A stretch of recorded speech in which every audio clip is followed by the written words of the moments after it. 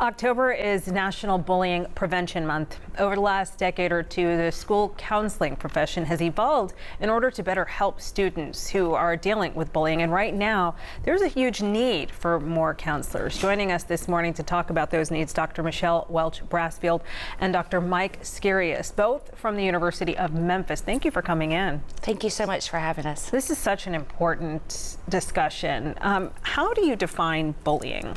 Great question. So bullying is very separate and different from conflict, harassment, and just one-time occurrences that can occur. So bullying has three key elements. One is that it is purposeful, intending to mean harm. Another is that there's a power difference or a perceived power difference. And then the last one is that it's repeated. However, even if a one-time occurrence happens, we need to know about it so that we can monitor it and make sure that it doesn't repeat. Another thing is that Tennessee has very definite definitions as far as what is bullying, cyberbullying, and harassment, and there are certain ways that we have to handle those in schools. Wow. And so how would you say that bullying has changed over time? So nowadays you don't really see like the 1980s style like Breakfast Club or like Weird Science or like something like that. Oh my goodness. You don't really see that nowadays because a lot of that behavior has migrated so thoroughly online. There's not really a chance for a kid to disengage from that unless they are just completely unplugged. Finding out about that though can be really challenging. So really the best thing that a parent can do, that somebody else in the family can do, just have the conversations, encourage the conversations. My wife and I have twin 7-year-old boys, almost 7-year-old boys. And when they come home from school, when we're eating dinner, the big thing that we plug is like, hey, what was your high? What was your low?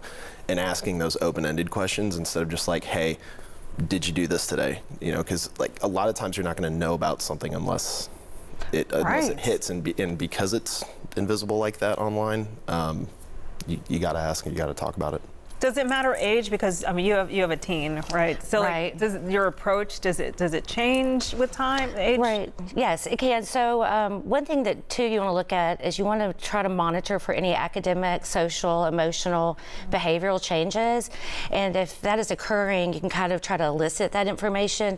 With younger kids, like Mike said, he could ask about the highs and lows. If they're not really opening up, have them draw about their day. That could kind of let you get a key in on what's going on. Like actually put it to a drawing. Yeah. Yes, like see what they're drawing. Like draw a picture of your day. Show me what your day was like. Another thing you can do, like Mike said, is ask those open-ended questions, like saying, you know, tell me about your day instead of how is your day, which could be a yes, good, no, yes. Bad, right. Right. And tell me about this there's a shortage, would you say, of counselors, or what is that? So the school counseling ratio is high, but it has. Explain what you mean by school counseling ratio. Okay, so great. Thank you.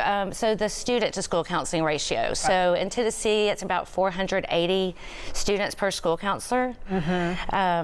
And we would like for that to be lower, right? And it has gotten better over time, but we do want to keep encouraging people to apply to the counseling field. There is a need for school counselors. People are constantly reaching out, and our students get employed. Right, and what does it mean when that ratio is not matching?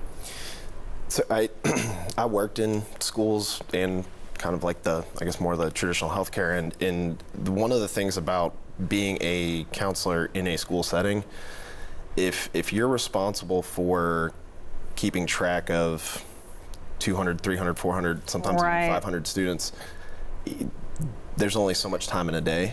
And so to help pay attention to something that can be as nebulous as bullying, you got to have a lower ratio, or you're not going to be able to pay attention to the kinds of things. You're not going to know the kids as well as you need to in order to catch what we want to. So I mean, having that lower ratio could be the difference between a kid just kind of falling through the cracks or us picking up on something that, you know, that kid needs help with. How long does it take to become, like, is it certified or or to have a degree? Right. So Mike is a clinical mental health counselor. So he did work at a school in that kind of type of setting. And I'm a school counselor. It's a 60 credit hour program for both of ours. So how long is 60 credits? It depends on, so you can go as choose your adventure as long as Right. you want it to be. So we have some people that are full-time, some people that are super part-time, really depending upon their work schedule. Oh, kind of like 2 years? It can be 2.5 It's to 3, full-time. yeah. Yeah, 2.5 to 3, Right. okay. And so do you have any prerequisites before you get there? Or? With just no, not really. So just a couple of courses and some sort of social science, right? Is really a bachelor's degree. Yeah. And what is the support that the U of M is offering for this kind of, for schools, community agencies, private practice, that kind of thing?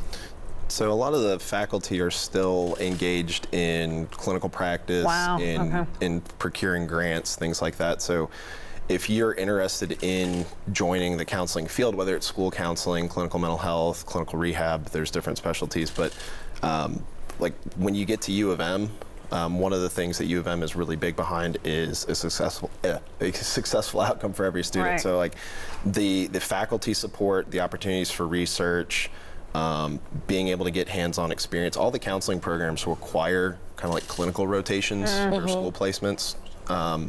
So there's a lot to, by the time you actually get your degree, get your license, it's not going to feel like your first time going through all that. Can you take me through a day in the life?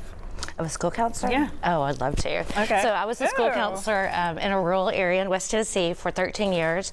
Elementary was for 9, and then middle school for 4. And the really cool thing was I had the same kids in middle school that I had in elementary school.